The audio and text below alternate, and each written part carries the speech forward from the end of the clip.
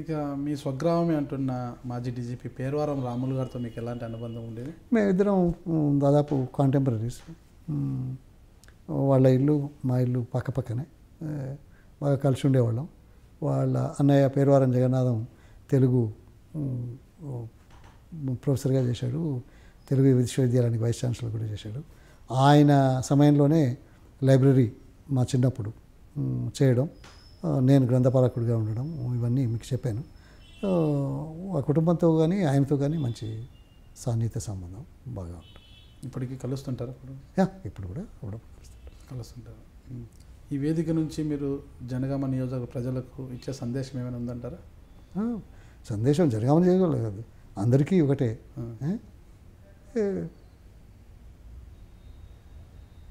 కాంగ్రెస్ ఈ పార్టీ ఈ దేశంతో రాష్ట్రంతో ఈ దేశం ఇలా ఉండడానికి కారణమైంది. సంకుచితత్వం లేక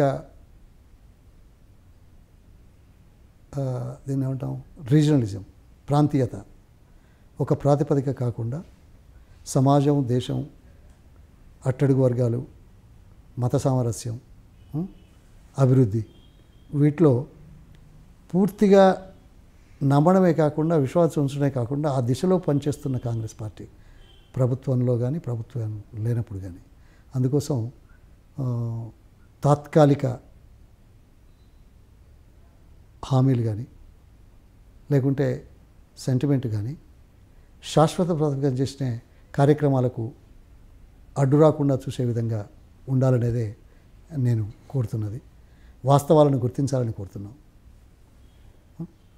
ప్రాంతం మన గ్రామం కానీ మండలం కానీ నియోజకవర్గం కానీ రాష్ట్రం కానీ దేశం కానీ బాగుపడాలనే కోరికతో తలపెట్టే కార్యక్రమాలకు ప్రాధాన్యతనివ్వాలని, అదే ముఖ్యాక్షరంగా గుర్తించాలని కోరుకుంటున్నాను. చివరికి ఒకటి చెప్పండి, నిన్నటి రోజు బీజేపీ రాష్ట్రపతి అభ్యర్థిగా కోవింద్ను ప్రకటించడం జరిగింది కదా, ఈ పరిణామం ఎలా ఉండబోతుంది? కాంగ్రెస్ పార్టీ దీనికి మద్దతు ఇస్తుంది అనుకుంటున్నారు యూపీఏ సర్కార్? కాంగ్రెస్ పార్టీ మద్దతు ఇవ్వడం ఇవ్వకపోవడం మీరు చూస్తున్నారు, అది సాధ్యం కాకపోవచ్చు అని నేను అనుకుంటున్నాను. కానీ దళితుల్ని మొట్టమొదటిసారి రాష్ట్రపతిని చేసింది కాంగ్రెస్ పార్టీ ప్రభుత్వం. దళితులకు పెద్దపీట వేస్తూ రాజ్యాంగాన్ని తీసుకొచ్చింది కాంగ్రెస్ పార్టీ ప్రభుత్వాలు. ఇవాళేదో కొత్తగా వీళ్ళు వచ్చేసి దళితుల్ని రాష్ట్రపతిని చేస్తాననడం, అది ఆ కోణంలో రాజకీయ లబ్ధిని ఆశించి చేసే కార్యక్రమం కానీ చిత్తశుద్ధి లేదనేది వాస్తవం. చిత్తశుద్ధి ఉంటే గతంలో దళిత అభ్యర్థికి బీజేపీ వాళ్ళు ఓట్లు ఎందుకు వేయలేదు, మద్దతు ఎందుకు పలకలేదు? అందుకోసం ఇది రాజకీయ కోణం. దళితులు నాన్ దళితులు అంశం ప్రస్తావన అప్రస్తుతం. అది అందుకోసం ఏదో మేము చేస్తున్నామని ఇప్పుడు పేరు చెప్పుకొని చెట్టు పేరు చెప్పి కాయలు అమ్ముకుందామనే తత్వం ప్రజలు నమ్ముతారా? విశ్వసనీయత తెలియదా? ఎవరి చరిత్ర ఏంటో తెలీదా?